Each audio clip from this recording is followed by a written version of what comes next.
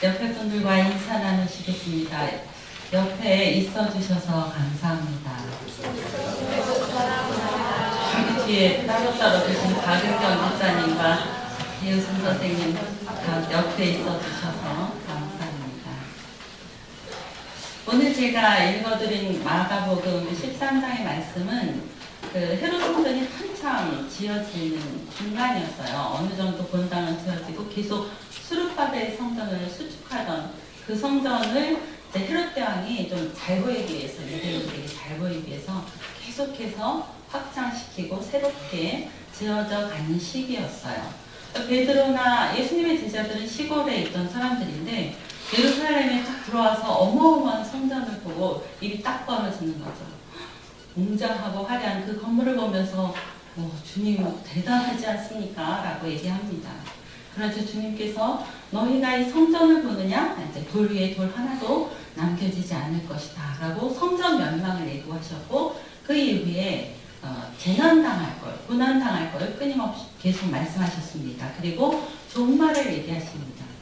인류 역사 속에서 종말에 관한 주제는 계속되어져 온 주제예요. 많은 사람들이 힘들고 어려울 때마다 종말에 관한 내용들의 작품이 많이 나오는 것을 볼 수 있습니다.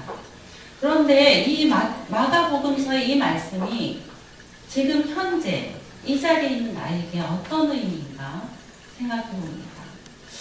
이 말씀이 나와 무슨 상관이 있는가?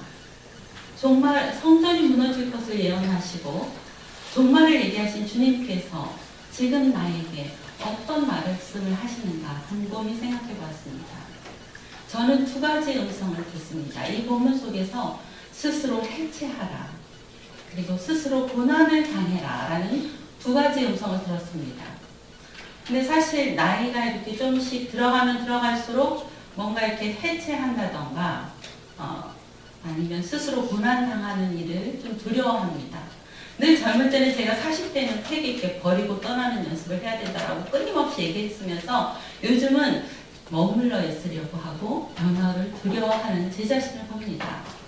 그런 내가 하나님의 이 음성을 듣고 설교할 수 있을까 심각하게 고민했습니다. 스스로 해체하라. 너는 스스로 고난을 당해라. 이 말씀을 내가 어떻게 설교할 수 있지? 머뭇거리고 유지하고 싶어하는 내가 어떻게 성도들 앞에 설교할 수 있나 생각해 보았습니다. 그런데 웨슬리가 피터 멜러라는 목사님을 찾아가서 이렇게 말합니다. 제가 믿음이 없는데 어떻게 설교를 할 수 있죠? 제가 과연 설교를 계속해도 되겠습니까? 설교를 그만두고 싶은 마음에 찾아갔습니다. 그랬더니 목사님께서 하신 말씀이 당신이 믿음에 관해서 계속 설교하십시오.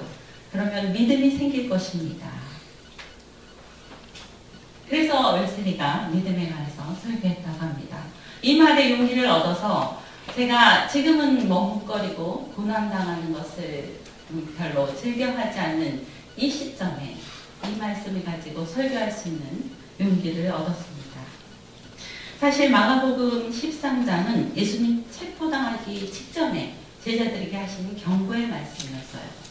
예수님은 그 당시 사람들의 눈으로 보면 완전히 개혁자 예수예요. 그래서 신학자들 중에 예수 그리스도를 개혁자 예수라고 말하기도 하고 여기서 해방 신학이 나오기도 합니다. 당시 유대 백성들에게 성전은 민족 정체성을 내포하고 있고 그 사람들에게는 생명과도 같은 소중한 존재였습니다.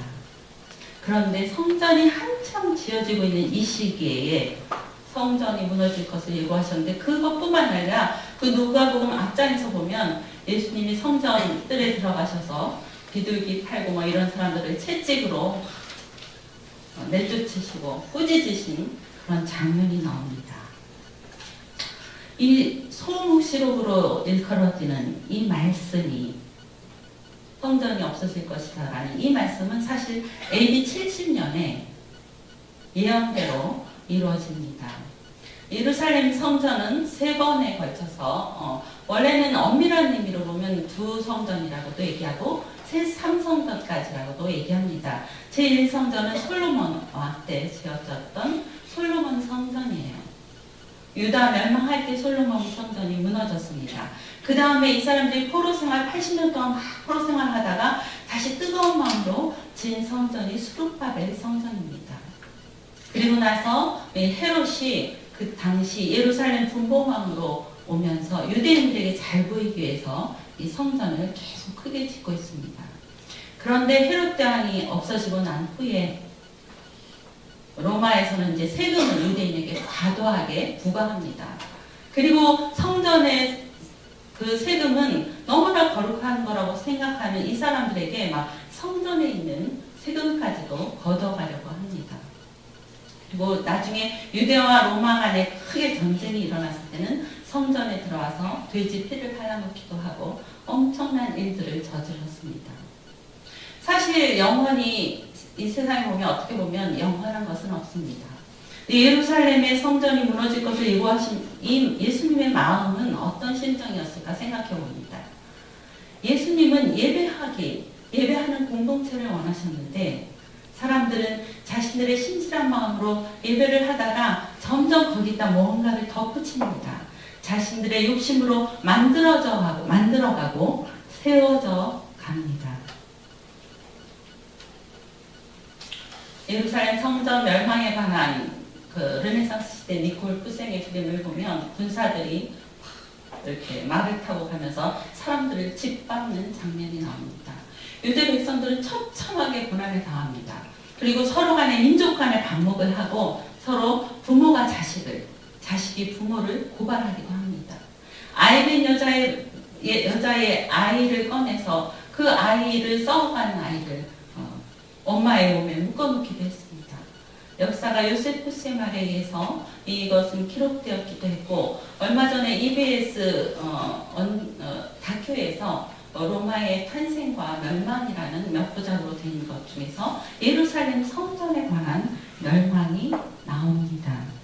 한번 그걸 보면 당시에 유대 민족 가운데 이것을 끝까지 지키려고 했던 사람들 중에 과격한 사람이 있었고 또 온건한 보수주의가 있었습니다. 뭔가 타협하고 이 성전을 유지시키려던 사람이 있었음을 알 수 있습니다. 인간은 대부분 뭔가 세우고 유지되고 번영하기를 희망합니다. 그런데 찬란한 영광을 뽐내는 개인, 단체, 국가, 교회 역사 속에 시간 속에 사라져감을 봅니다. 어떤 사람은 그렇게 얘기해요. 살아남으려면 유연성이 있어야 된다. 유연성이 있고 변화에 대처하면 살아남는다고 얘기를 합니다. 물론 일리는 있는 말입니다.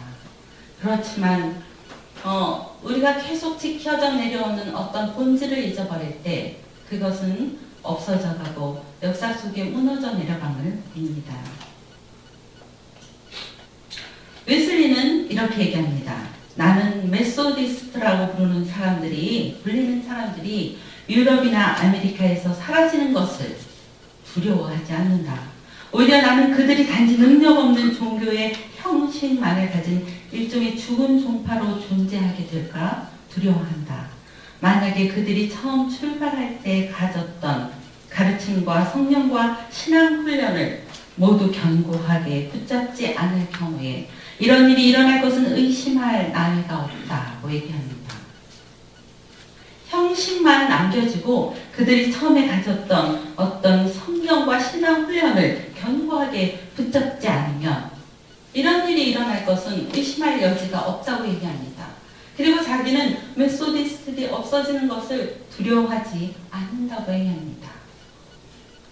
제가 스스로 해체하라는 그 음성의 의미, 해체하라는 의미가 무엇일까 생각해 보니 종교의 형식만을 가진 죽은 자들이 되지 않기 위해서 끊임없이 자신을 해체하라는 의미입니다. 이것은 사실 기존의 것을 파괴하라는 것은 아닙니다.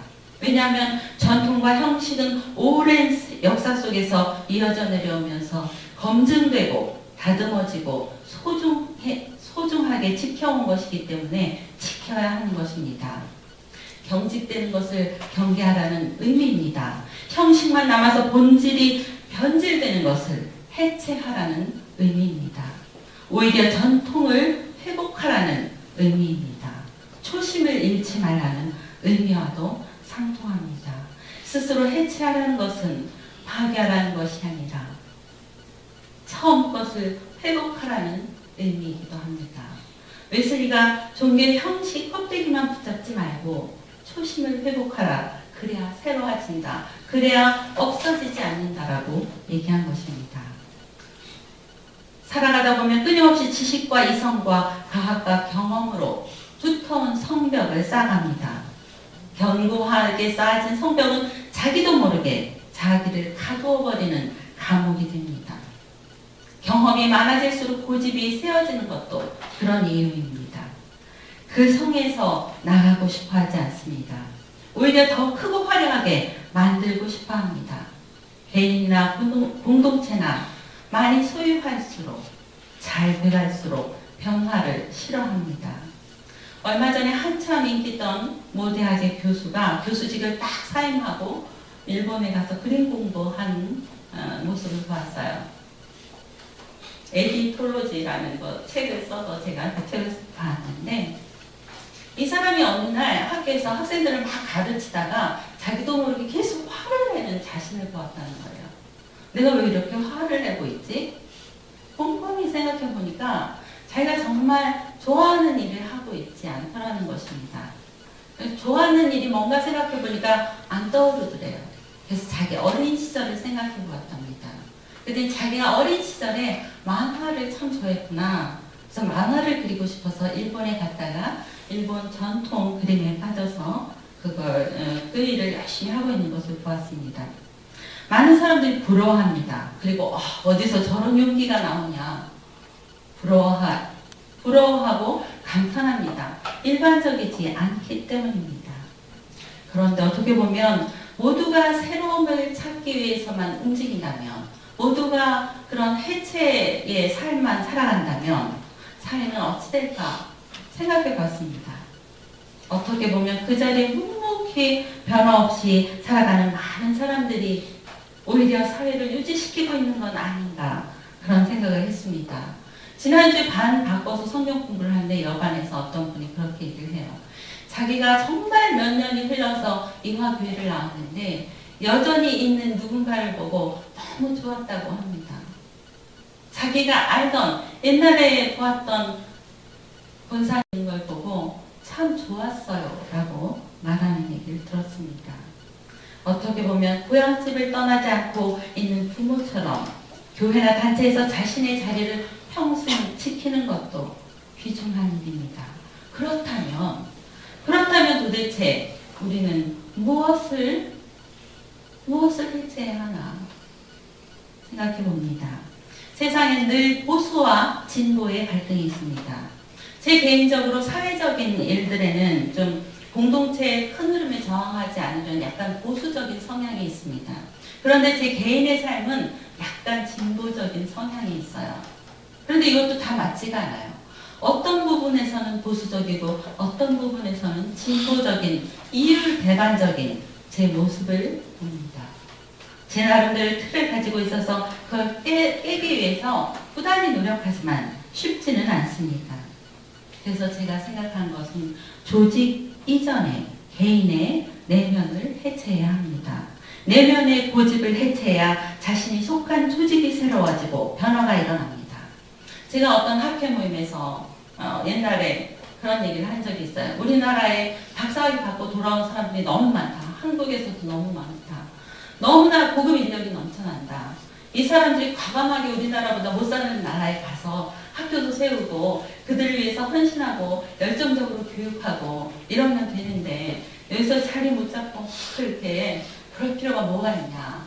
과감하게 선교 어떤 그런 아마 모임이었던 것 같아요. 과감하게 나가야 된다라고 큰 소리쳐 아주 외쳤는데 저는 막상 다음 학기 시간 강의 좀 더 하게 됐다고 막 좋아하고 안 좋아하는 것을 좋아하는 그런 제 모습을 봅니다. 청년들에게 제가 또 얘기합니다. 베트남, 인도 너희들이 꿈을 다양하게 펼쳐라. 새로운 곳에 가서 두려워하지 말고 용기를 가지고 나가라. 떠나라고 얘기합니다.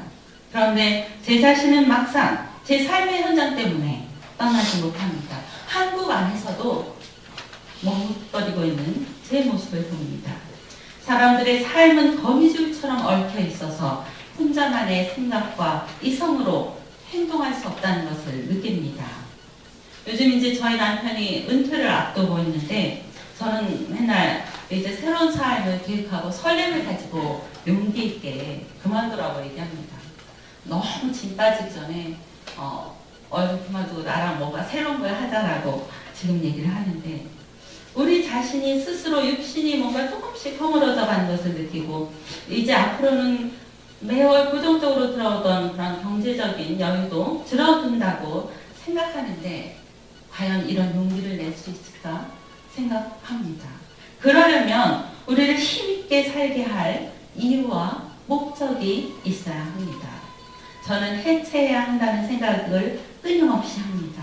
유지하려 하기보다는 그동안 받은 많은 것을 이제는 하나님께 돌려드려야 한다는 생각이 듭니다.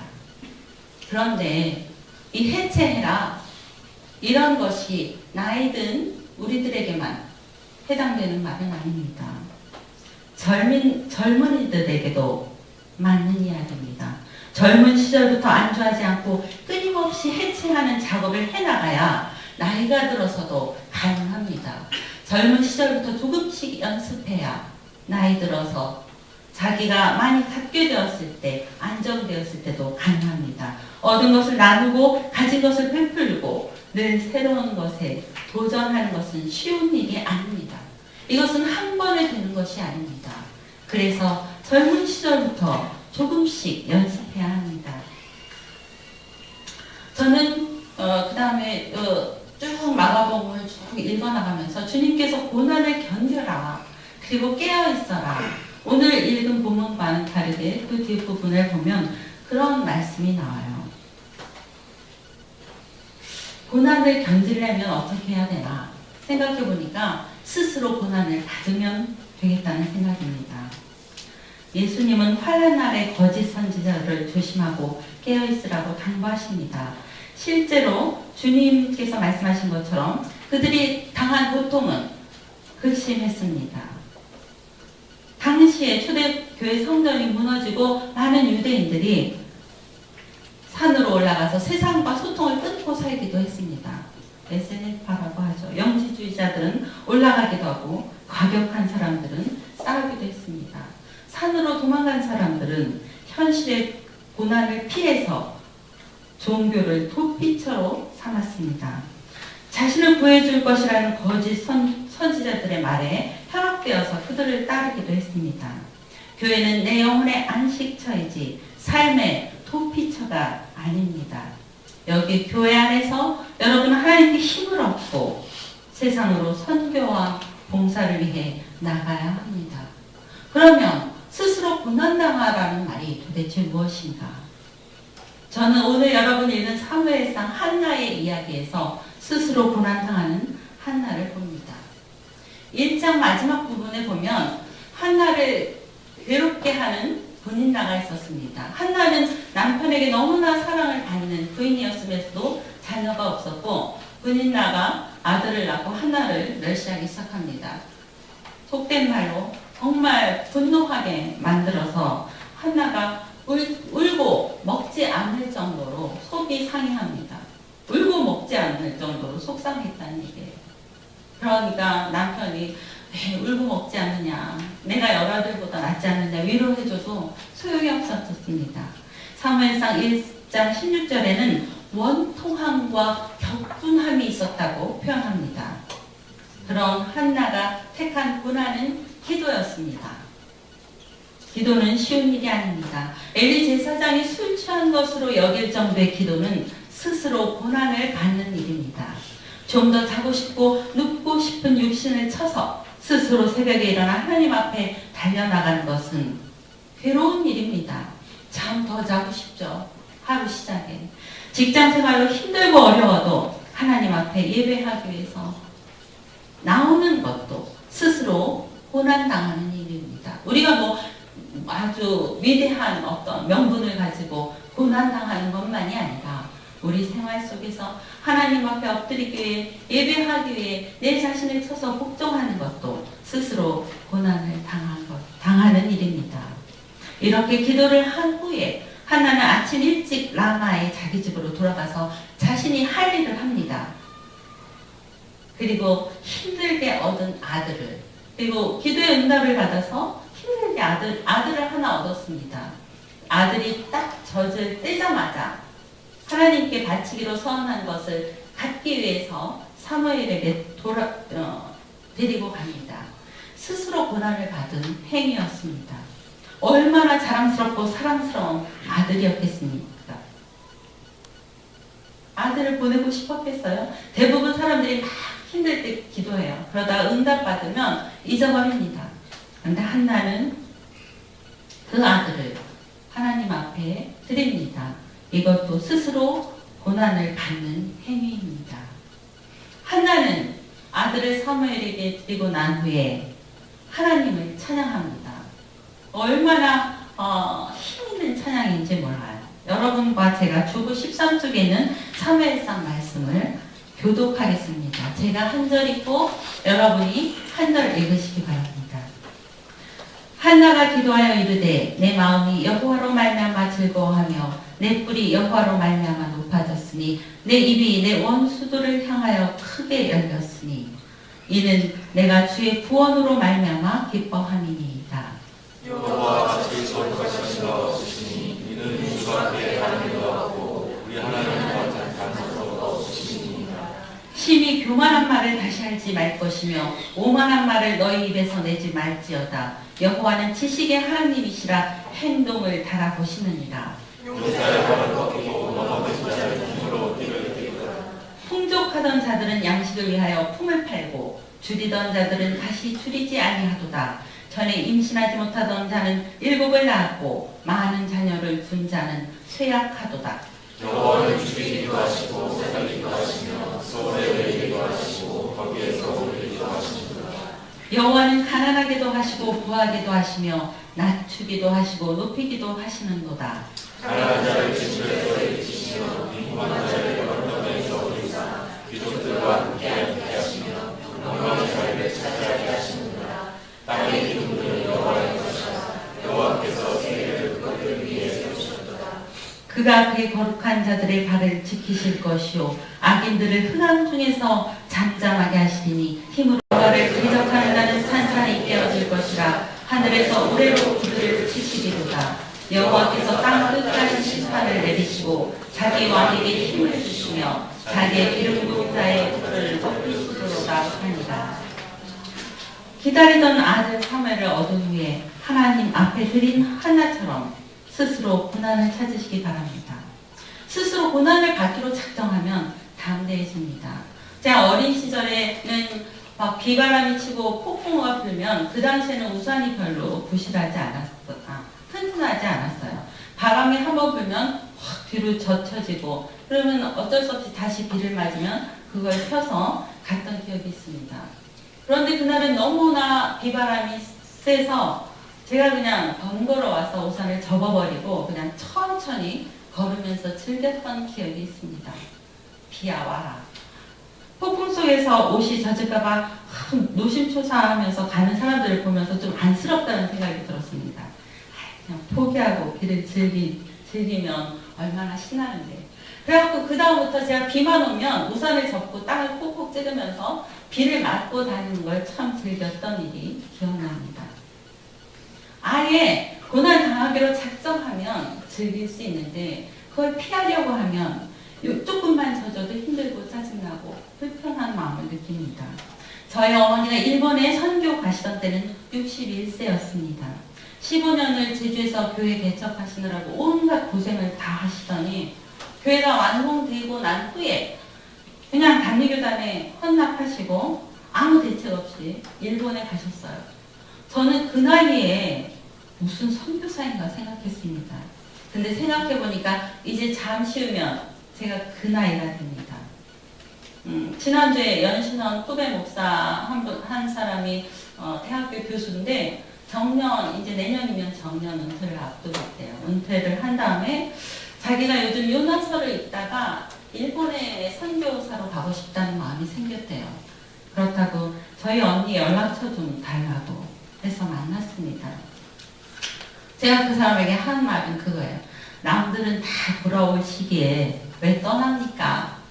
그때 막 웃으면서 자기 부인도 똑같은 말을 하더라는 거예요. 영적인 테마에 빠진 제 입에서 나온 말입니다.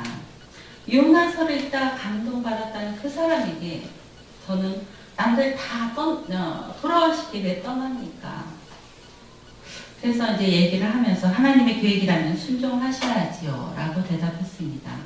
식사하며 대화하는 중에도 제 머리는 계속 합리적인 준비들에 대한 얘기만 쏟아냈습니다. 일본에 가시려면 이런 준비들이 중요합니다. 뭐 이런 얘기들을 했습니다. 근데 제가 설교를 막 준비하다가 그분에게 메일을 보냈습니다. 제가 얼마나 교만한 말을 내뱉었는지 깨달아집니다. 그리고 이제 내용을 보내고 하나님의 이끄심과 도우심을 기도합니다. 라고 메일을 보냈습니다. 웨슬리가 영혼의 어둠이 깃들 때라는 글에 이런 글이 있습니다. 대개 여러분의 영혼을 어둠에 빠뜨리는 것은 노력의 결핍, 영적인 태만 등입니다. 당신은 그런 상태에서 평안히 살고 있습니다. 당신의 전선에는 싸움이 전혀 없습니다.